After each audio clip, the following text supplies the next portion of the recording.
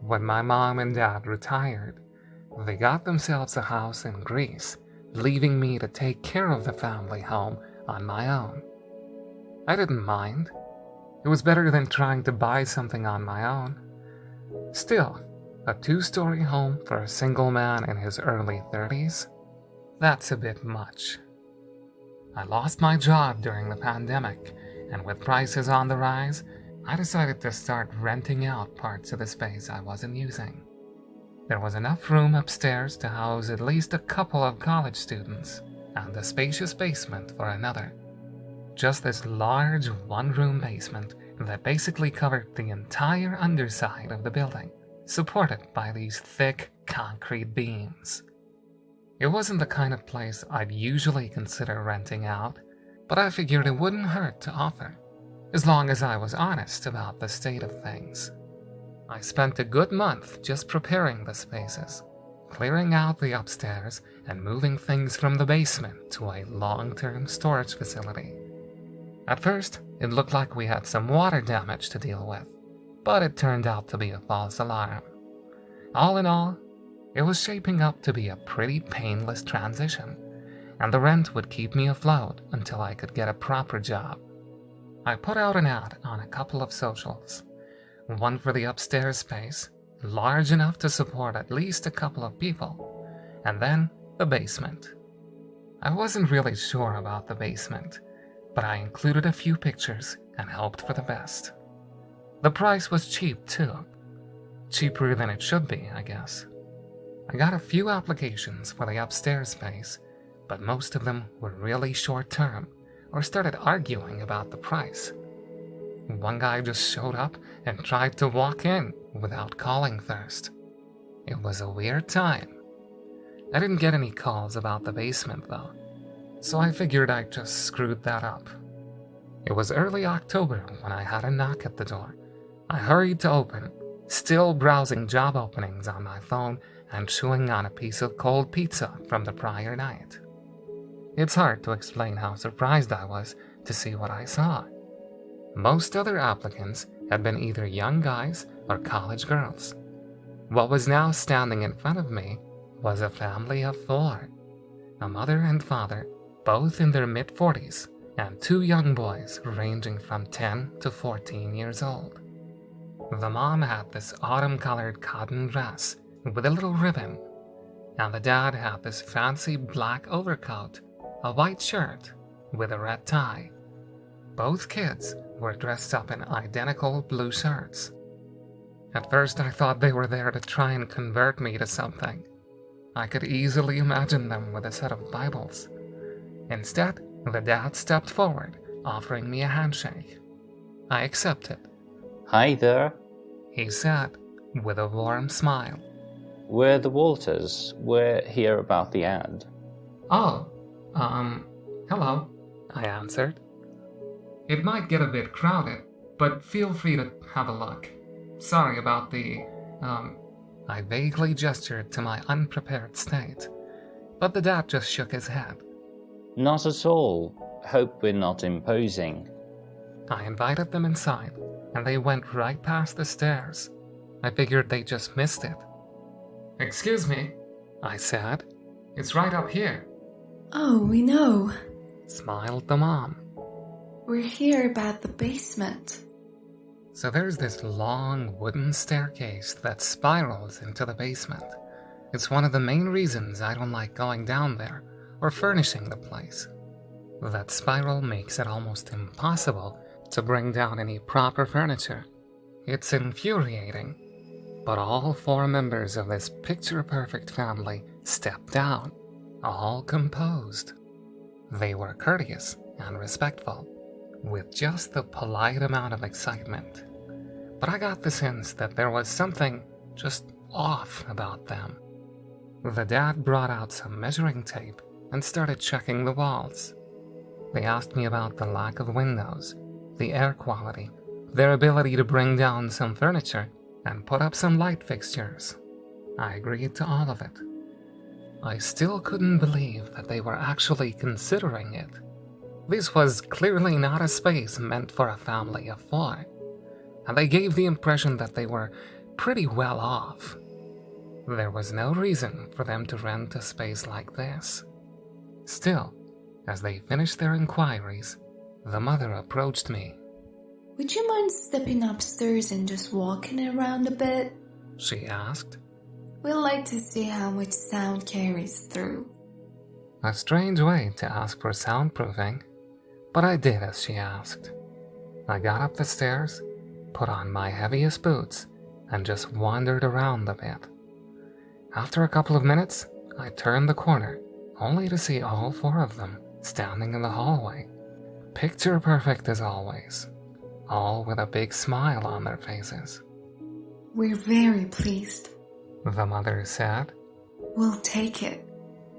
They signed a 6-month rent agreement, and I got to know them a little better over the next few weeks as they sporadically dropped by. There was Layla, the mother, Anders, the father. The kids were Aiden, 12, and Alvin, 13. Apparently, they were in between housing and wanted something small and cheap in the meantime. Despite all that, I couldn't shake the feeling that a basement was a strange choice for them. Still, I needed the money, and they were eager to get it done. They even offered to pay a little extra, since they were bringing in more people than I'd anticipated. About a week later, they showed up for the official move-in. Layla and Anders insisted on bringing everything in themselves, and that I shouldn't be bothered with any heavy lifting. Apparently, just letting them stay there was favor enough. They brought in about a dozen pieces of furniture covered in blue tarp in various sizes, along with a dozen or so large cardboard boxes, none of them marked.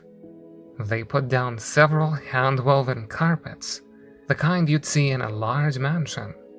Layla was a stay-at-home mom, while Anders worked as some kind of security manager for a nearby airport. He worked odd hours, anything from 12-hour shifts to all-nighters, and everything in between. He was also on call for most hours of the day, and sometimes had to leave with short notice. It was strange, though.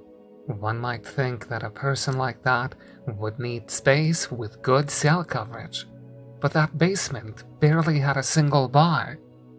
There was Wi-Fi, but it was spotty at best. For some reason, none of this seemed to bother them. That first week living with the Walters was not a problem. Most of the time, I forgot they were even there. I only saw them leave the basement a handful of times, and they didn't make any noise. At most, I could hear them stomping up or down that creaky old staircase a couple of times, but that was mostly Anders heading to work. In fact, I never saw Aiden and Alvin leave for school.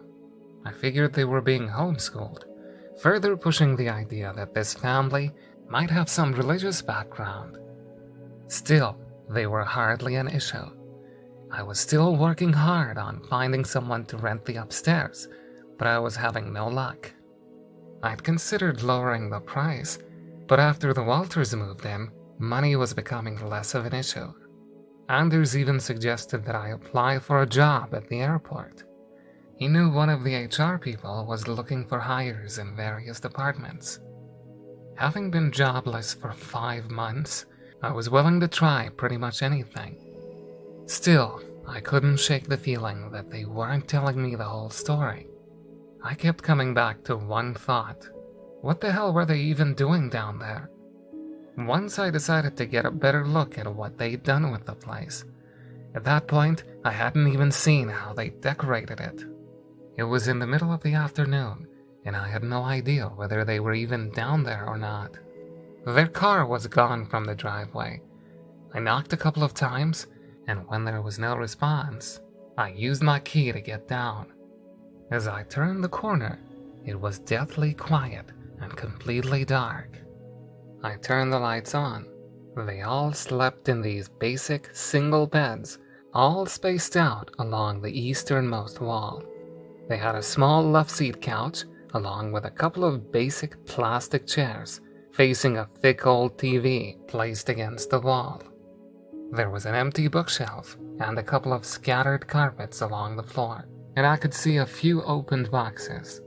There was a bathroom next to the staircase, but it looked unused. No toothbrushes or anything. It took me a few moments to realize that I wasn't alone.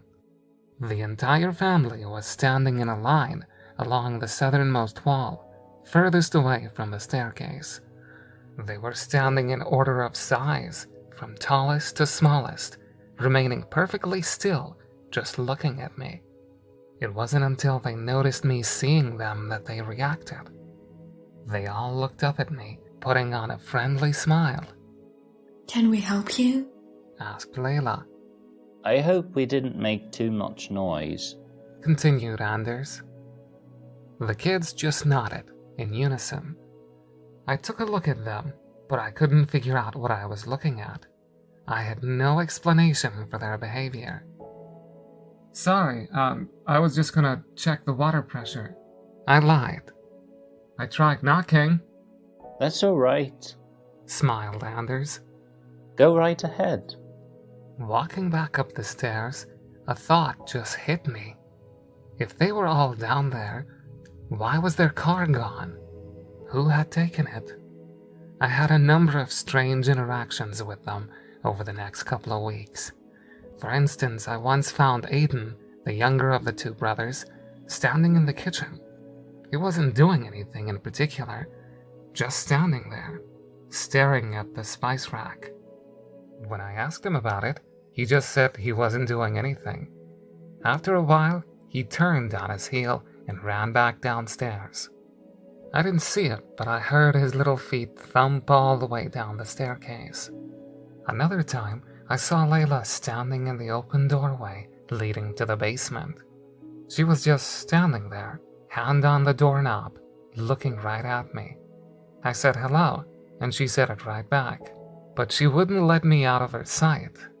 When I finally passed from her view, I could hear her running back downstairs. Not just hurrying, running. Another time, I saw Anders in the car out on the driveway.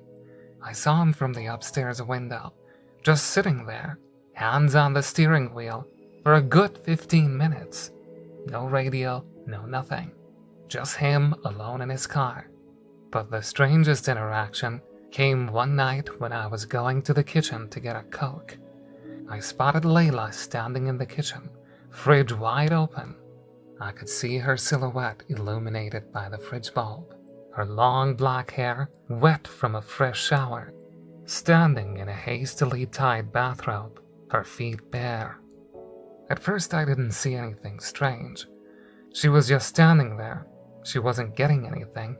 It was more like she was bathing in the light. I thought about calling out to her, but something about her demeanor made me want to sneak back into my bedroom. Then I saw it.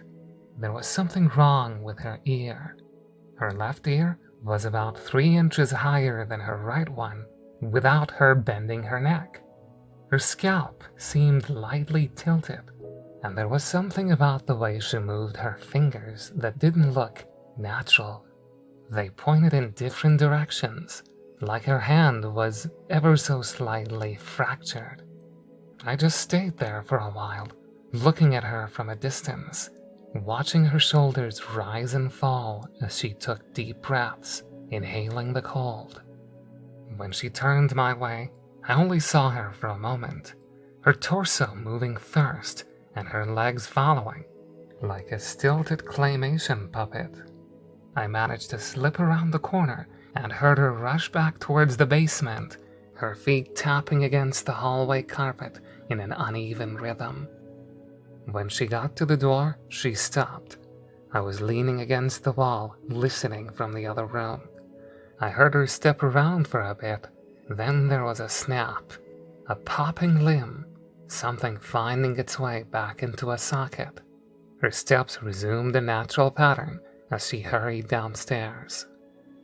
I just stayed there for a while, trying to keep calm. For all intents and purposes, I might have just been seeing her in a weird light. It was dark and I was sleepy, and yet I couldn't shake the feeling that there was something unnatural about her, that I'd seen something I wasn't supposed to. From that day forward, I got more suspicious. I didn't get into the hallway at night, and I did my best to avoid the basement door altogether. I tried my best to just put them out of my head. I went back to focusing on getting a job and a second tenant for the upstairs space, both of which proved to be a challenge, but I was making progress. The TSA was hiring, for example. Not the most glamorous job, but it'd be solid work.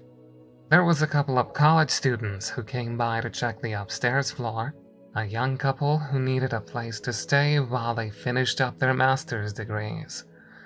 They seemed like solid people, and we got along just fine. They knew the place wasn't the most glamorous, but it was a neat short-term solution while they finished up the upcoming semester. The only problem was the Walters family, who I had yet to introduce them to.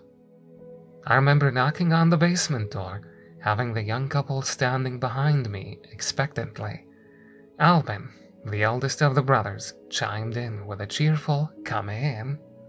As we stepped downstairs, the family of four was standing in a picture-perfect 2x2 formation. Mom and Dad in the back, two kids in the front, all dressed up in their Sunday best, with a freshly printed smile across their faces. The whole scene was so absurd, like some kind of misplaced commercial from the 1950s. Hello. Giggled Layla. Aren't they the most handsome couple, Andrews? They sure are, Layla. What do you think, kids? And in unison, without skipping a beat, the kids answered, They sure are handsome. For the next 20 seconds or so, this uncomfortable silence grew between us. The Walters just stood there, smiling at us, waiting for some kind of response. I wanted to say something, but I couldn't help but feel like I was missing something obvious. Was Layla's eye color a bit different? Was Alvin's face a bit lopsided? Was Anders missing a finger, or did he just stand in a weird angle? Maybe they'd been strange all along. Maybe it was only now that I was seeing it. When we finally parted ways, I followed the young couple outside. They both turned to me, their faces ashen. One of them just stuttered, but the other managed to form a few words. We're not one to judge, She said, but those people give me the creeps. "You won't be seeing much of them. Yeah, see, that's my point. Who does that? What kind of family willingly lives in a basement? It's only a temporary measure. I assure you, And what's with the boxes? The other one chimed in. What's in them? Personal keepsakes, clothes, that kind of stuff. No, I mean, the box that moved. The blue one. The discussion died down and they said their goodbyes. I got the feeling that they wouldn't be returning anytime soon. Still, their words lingered in the back of my head. A box that moved? Really? How did I miss that? After countless sleepless nights, I decided to finally get some answers. I had to take a little risk and figure this out once and for all. So one day, I slipped a note under the door, informing them that we needed them to clear out the basement for one afternoon while a plumber did some repairs. I looked up a few plumbing things on Wikipedia and referenced the real company, making it look all official and stuff. Later that day, Layla and Anders dropped by, holding hands, telling me that they'd be sure to be out for the day. Maybe we'll go to the zoo. Smiled Anders. Don't you have work? I asked. It comes and goes. Very fortunate. Very fortunate. Agreed Layla. So very fortunate. At the designated time, the family was out of the building. They went for a drive in Anders' car, promising to return shortly. I told him it wouldn't take the plumber more than an hour. They seemed a little suspicious when they hadn't seen the actual plumber show up yet, and they let that suspicion hang in the air. Finally, I just straight up lied, giving them a fake name and asking whether they wanted me to call him. Layla didn't call my bluff, luckily, but as they pulled out of the driveway, I could tell I was sweating. I didn't even know what I feared, but my mind kept returning to that night when I'd seen her standing in the light of the fridge. I had no idea what they were hiding, or what they might do if I found out about it, but there was a part of me that just wanted to get into my car and drive, and another part of me telling me I was being silly. When they finally drove away, I wasted no time. I hurried downstairs, turned on the light, and started to go through their stuff. It was an invasion of privacy, probably illegal, but if I wanted to sleep soundly again, I had to have an idea about why they were being so goddamn weird. There were a lot of oddities about their space. For example, all their beds were perfectly made, like no one had slept in them. Most of the couches and surfaces were covered in dust. I could tell the TV hadn't been on in a long time. It wasn't even plugged in. There were no phones or phone chargers, no laptops or desktop computers. Just a bunch of boxes and underutilized furniture. I did find a Polaroid camera, though, at least 30 years old. I started checking their boxes. Just clothes, it seemed. All variations of what I'd already seen. Identical sets of shirts, pants, dresses, and shoes. At least 4 boxes worth. One box was just full of accessories, like earrings, necklaces, glasses, hairspray, and fake nails. Another was full of decorations and knickknacks. Porcelain dogs, family photos, dried sunflowers and roses, both with strange colors and fancy vases. I took my time, carefully placing everything back the way I found it. It was odd, but nothing incriminating or downright unnatural. Still, I remember what that couple had said about a box that moved. I couldn't see anything like it. That is, until I turned to leave. Right by the side of the stairs, resting next to the pristine bathroom, was a large blue styrofoam cooler. It was the kind of thing that sort of blended into the background, like it had always been there. Still, I couldn't clearly remember not owning one of those things. It looked old and torn, like it had been around for years. And maybe I was imagining things, but it looked like it was moving, pulsing, pressing against the surface, making little plastic squeals. There was a sound coming from it, like a low, guttural growl pushing through a thin pipe. A sharp, rhythmic noise. It made the cooler rattle and shake ever so slightly. I froze, hoping it would quiet down. I held my breath and waited for it to settle. I slowly stepped back up the stairs. As I rounded the corner and lost sight of the cooler, I heard the styrofoam cover pop off, and the sound became clearer. A loud growl, shifting in pitch from high to low, like a singer doing some kind of sick vocal warm-up, trying to find the right pitch. Then something hit the floor with a painful yelp. I stopped dead in my tracks, trying to identify the sound. It was like a cross between a dog and some kind of fox, a sharp screeching tone. Then it scrambled to its feet. I could hear claws and paws scratch the floor, and something was coming my way, fast. There was something primal in me that told me to run. I hurried up the stairs, only looking back for a short glimpse as I shut the door behind me. I only saw it for a moment, something black, with a single eye reflecting back at me, its skin tight and misplaced across the skull, teeth pointing in all directions in seemingly random sizes, black drool dripping off an elongated tongue. A thing wearing the cheap suit of a black dog. As I slammed the door shut, I could hear a car pull up on the driveway. It had been less than 30 minutes. Maybe they had planned to catch me in the act. I heard them come in and head straight for the basement.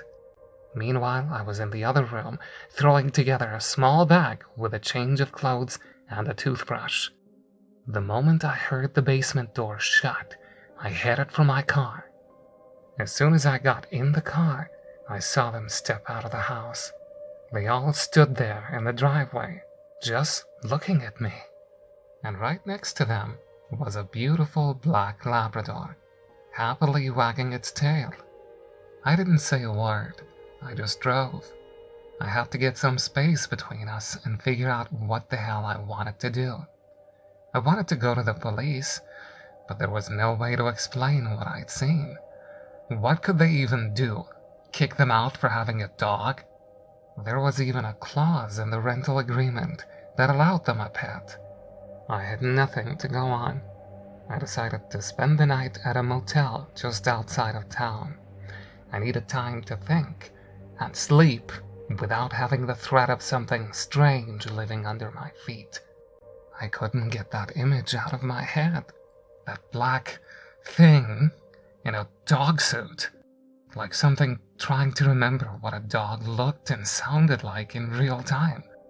I checked in at the motel and got a room on the first floor. I crawled into bed, put the TV on, and surfed a bit on my phone. I could feel myself relax for the first time in weeks. But every time I thought about that house and that family, I could feel my pulse stagger.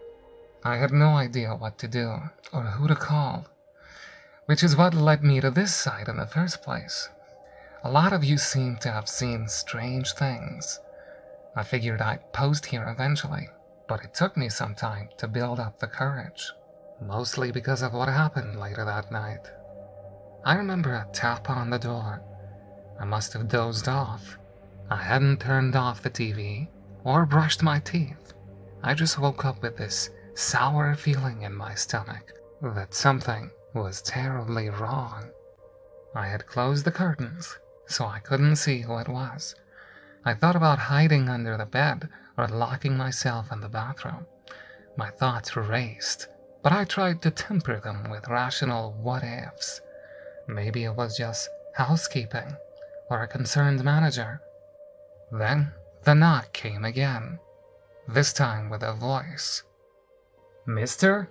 said Alvin Walters. "Mom wants to talk to you." I didn't answer. For a few seconds, I carefully stepped out of bed, trying my best not to make any noise. "Mom wants to talk to you," he repeated. "It's urgent."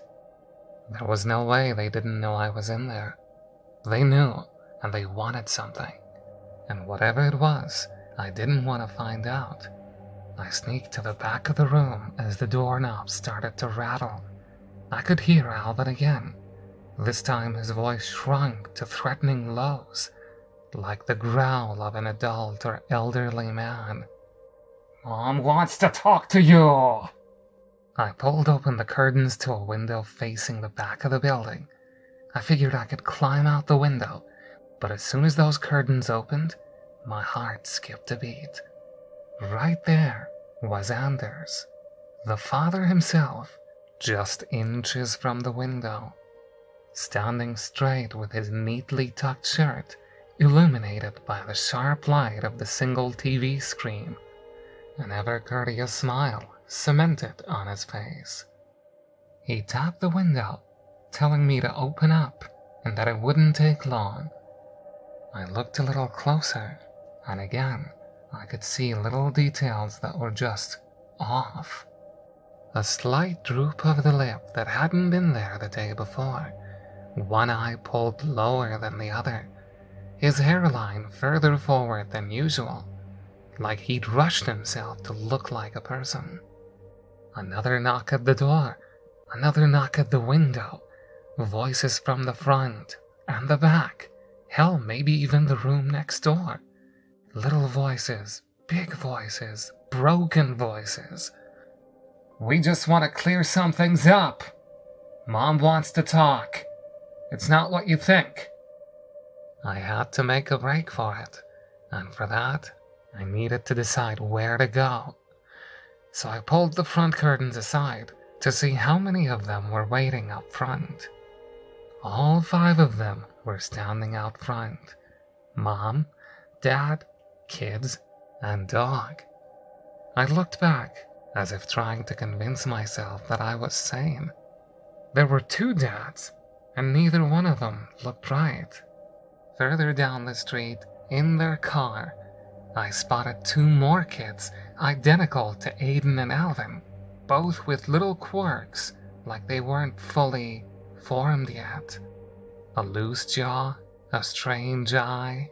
One of them had a wide bald spot.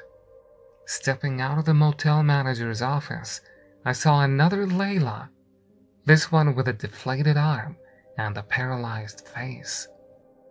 I was surrounded. I held up my phone like a weapon. I am calling the cops, I yelled. Get the hell away from me. That would be inconvenient, said Anders. And you'd be dead, added Aiden. Long dead, chuckled Alvin. The doorknob rattled again, more forceful this time. I could feel my pulse rising, my breath growing short. I looked back and forth, seeing Anders at the back window, trying to figure out the lock. Only now did I see that one of his fingers was nothing but bone. How about a trade? Suggested Layla. Something for everyone. What the hell are you talking about? Go inside that bathroom of yours. Grab a piece of tissue and chew on it.